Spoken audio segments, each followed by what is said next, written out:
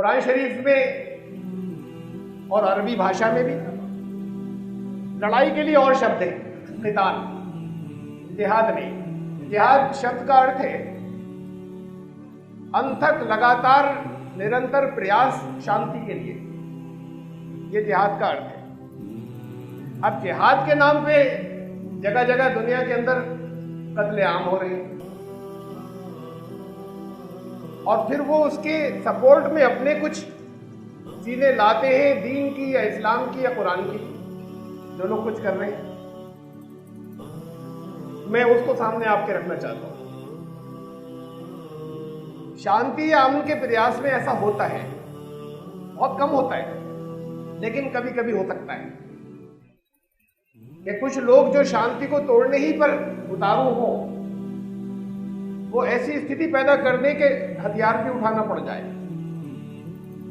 तो वो सशस्त्र संघर्ष जब अमन के लिए कभी बहुत जरूरी हो जाए तो वो पार्ट भी फिर जिहाद में शामिल हो जाता है, वरना जिहाद कहते नहीं लड़ाई। अब उसके लिए 3 शर्तें हैं कुरान के बताता है, उन 3 के अलावा कोई चौथी नहीं है। वो 3 सुन लीजिए। नंबर 1 यह है डिफेंसिव वार, कि अब तुम्हें परमिशन दी जाती है, उन लोगों को परमिशन दी जाती है जिनसे दूसरे लड़ने आए, आक्रमण करने के लिए आए और दूसरे लड़ने आए और दूसरों ने उन्हें उनके घरों से नाहक निकाला, उन्हें परमिशन दी जाती है कि वो भी लड़ लें। तो ये एक परिस्थिति है, दुनिया में हर एक इसे स्वीकार करता है कि अगर कोई दूसरा हमला कर रहा हो तो सेल्फ डिफेंस लड़ा जा सकता है, हथियार उठाए जा सकते हैं। ये तो थी परमिशन, ये ऑर्डर नहीं था, हुक्म नहीं था। दूसरी परिस्थिति यहाँ कहा कुरान ने कि तुम्हें क्या हो गया है कि तुम अल्लाह के मार्ग में, ईश्वर के मार्ग में, एक ईश्वर के मार्ग में जाकर लड़ते नहीं।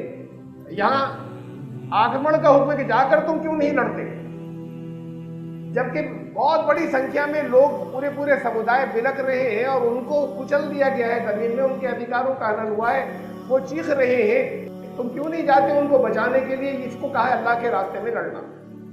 इसमें मुसलमान की कैद नहीं। अगर कहीं सिखों पर हो रहा है, कहीं हिंदुओं पर हो रहा है, कहीं ईसाइयों पर हो रहा है और जो कोई भी।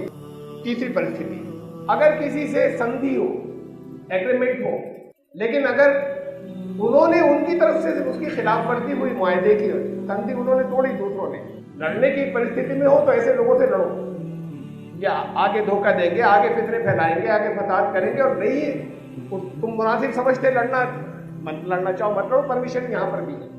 टेरिटरीज जीतने के लिए, इस्लामी स्टेट कायम करने के लिए जिहाद या जिहाद सशस्त्र संघर्ष, इसकी इजाजत नहीं है युद्ध की और जंग की। जो कुरान शरीफ में जिन जिन जगहों पर युद्ध का जिक्र है, उल्लेख है, करीब करीब उन सारी आयतों के साथ में एक कोड ऑफ कंडक्ट भी दिया है, आचार संहिता भी दी है। मैं उनमें से कुछ आयतें दिखाता हूँ। अल्लाह के रास्ते में लड़ना, बस इतना सा पार्ट दिया जाता है। कोड ऑफ कंडक्ट आ रहा है, आचार संहिता, भला तातदु, तुम्हारे हाथ से ज्यादतियां नहीं होनी चाहिए। अब संदर्भ चल रहा है युद्ध क्षेत्र। युद्ध क्षेत्र क्यों बनेगा, वो 3 कंडीशन आ चुकी, कब बनेगा नेक्स्ट आए। ये जहां मिले फिर इनकी गर्दन उड़ाना, इन्हें मारना, ये कहां के लिए कहा जा रहा है। इससे पिछली आयत के अंदर आया कि वो लोग जो तुमसे लड़ने आए हैं, ये मैदान जंग के लिए कहा जा रहा है, युद्ध क्षेत्र के लिए। देखिए इसी आयत के अंदर कोड ऑफ कंडक्ट आ गया और ये टुकड़ा काट कर ही दिखाई जाती है ये आयतें आतंकवादी बनाने के लिए कि जहां मिले मारना। अब तो अल्लाह का हुक्म आ रहा है कि जहां मिले मार देना। लेकिन अगर वो जो फितना पे उससे अगर वो बात आ जाए तो फिर अल्लाह ही माफ करने वाला है, तुम क्यों नहीं माफ करोगे। कुरान कहता है कि एग्रीमेंट को, आपस में पीस की संधि, उसको प्राथमिकता है, उसको प्रीफरेंस दी गई है युद्ध के ऊपर। अगर उनकी तरफ से लड़ाई के बीच में संधि का प्रपोजल आ जाए तो कहा तुम्हें मानना होगा, तुम भी झुकना। हमला करने वो आए थे, बीच में संधि की बातें करने लगे। क्यों करेंगे, कब करेंगे, कभी तो करेंगे जब हार रहे होंगे, दब रहे होंगे किसी वजह से, वरना क्यों करेंगे। कहा तब भी मान लेना, संधि, लड़ाई रोक लेना। उन्होंने हमला किया था, पहले का आर पार की जंग लड़ना, लेकिन फितना फैलाने के बाद आ जाए तो रोक देना। यह भी सुन चुके हैं आप। अब ये दूसरी जगह की आए और लॉजिकल बात आती है जहन में कि धोखा देने के लिए बात को धोखा देंगे।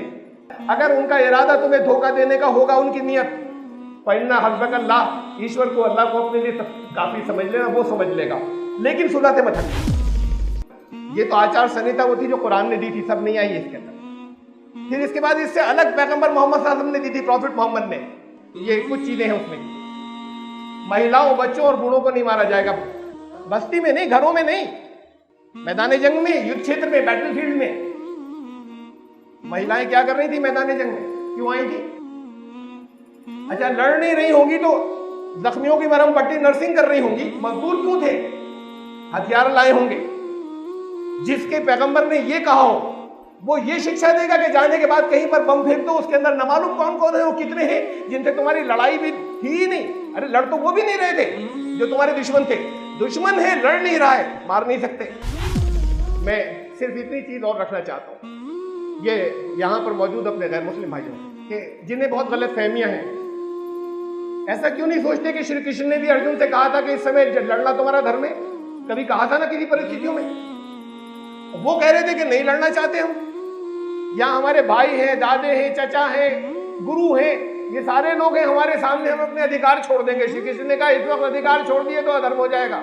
ये गीता क्या कहते, युद्ध में मारा गया तो स्वर्ग को प्राप्त होगा, और अगर जीता तो गाजी, जिसे आप उसके अंदर कहते हैं इस्लामी भाषा के अंदर, गाजी होगा, राज्य को भोगेगा। इसलिए अर्जुन तो डटकर खड़ा हो जाए युद्ध के लिए, श्री कृष्ण लड़ने का हुक्म दे रहे हैं। तो वहां पर तो गीता तो पीस और अमन सिखाती है। फिर ये जो जंग की बात कर रहे हैं, ये किस काम के लिए कर रहे हैं? शांति के लिए कर रहे हैं ना। और फिर मैं वेद का एक मंत्र दिखाऊंगा, अथर्ववेद का, और बड़ा छोटा सा है, किसी वक्त सबको याद भी हो सकता है, याद कीजिएगा मत। पुरानी परिस्थितियां हजारों साल या लाखों साल पहले की क्या बात थी, किस संदर्भ में कही गई थी, हमें गलतफहमी हो जाएगी आज। उस गलतफहमी की वजह से अगर किसी ने कभी कहा था कि कुरान के ऊपर पाबंदी लगाओ, तो मेरे पास उस 200 से ज्यादा मंत्र हैं जो मैं सामने रख सकता हूं वेद के, मैंने आज तक नहीं दिए किसी को। लोग उन्होंने मांगा है कि जरा आप दीजिए, इसलिए कि खुद तो बैठकर कर नहीं सकते, वो कुरान में से नहीं कर सकते, वेद तो बहुत मुश्किल काम है करना, मैंने नहीं दिया आज तक। नफरत थोड़ी फैलानी है, तुम्हें नहीं समझोगे तुम उसको गलत यूज करोगे और नफरत फैलाने के लिए इस्तेमाल करोगे। ये भाषा थोड़ी सी मुख्तलिफ है, लेकिन वो भी लाखों साल पहले जमाने की किस परिस्थितियों में थी हमें नहीं मालूम। एक सिर्फ मंत्र दिखा रहा हूं आपको, वृश्च प्रवृश्च संवरिश्च दह प्रदह समदह। अब इसमें ये और देख लीजिए, एक ब्रैकेट लगा हुआ है, ये हमारे आर्य समाजी भाइयों ने लगाया।